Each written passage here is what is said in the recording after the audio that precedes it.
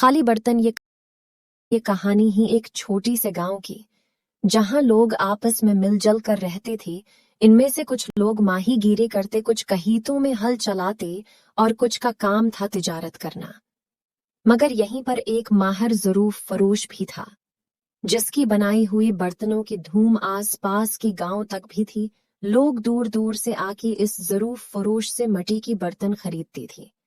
जहां इस ज़रूफ फरोश की महारत की चर्ची थी, वहीं लोग उसकी ईमानदारी की भी कायल थे। पास गांव की मुखिया को जब उसकी ईमानदारी की चर्ची पहुंची, तो इसने इस ज़रूफ फरोश को आजमाने का फैसला किया। फसलों की कटाई के बाद मेले का आगाज हो चुका था। आसपास के सभी गांव वाले मेले की तैयारी में शरीक थे। तभी करीबी गांव की मुखिया ने ऐलान किया, एक मुकाबला मेरी तरफ से है, जो उसे जीतेगा मैं सोने की 10 सकी उसी दूंगा।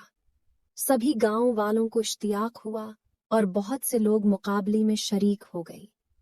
मुकाबले के मुताबिक तमाम शरकाह को पौधों के बीज दिए गए और ऐलान हुआ, जिसकी पौधी में सबसे खूबसूरत फूल लगेंगे वही इनाम का हकदार होगा। ज़रूफ फरोश भी मुकाबले में शरीक था। वो बीज घर ले आया और उन्हें एक गमले में डाल दिया। दिन गुजरती गई, मुकाबले का दिन करीब आ पहुंचा। थामगर ज़रूफ फरोश के गमले में फूल तो क्या, कोई पौधा भी नहीं आगा था। आखिर मुकाबले का दिन आ पहुंचा। तमाम लोग अपने हाथों में खुशनुमा फूलों की गमली उठाए चली आ रही थे।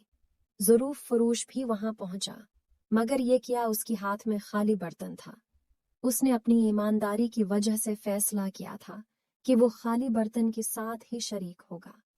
तमाम शरका की गमली सजा दी गई और साथ में ज़रूफ फरोश का खाली गमला भी। फैसले का वक्त करीब आया और ऐलान हुआ, इस मुकाबले का इनाम ही ज़रूफ फरोश के लिए। तमाम शरका हैरान रह गए। जब मुखिया ज़रूफ फरोश को इनाम देने उस स्टेज पर आया, तो उसने बताया, मैंने तमाम शरका को बीज नाकाबिल काश दई थी, इसमें फूल तो क्या, कोई पौधा भी नहीं आग सकता था। आज से मैं भी इस ज़रूफ फरोश की ईमानदारी का कायल हो गया हूँ।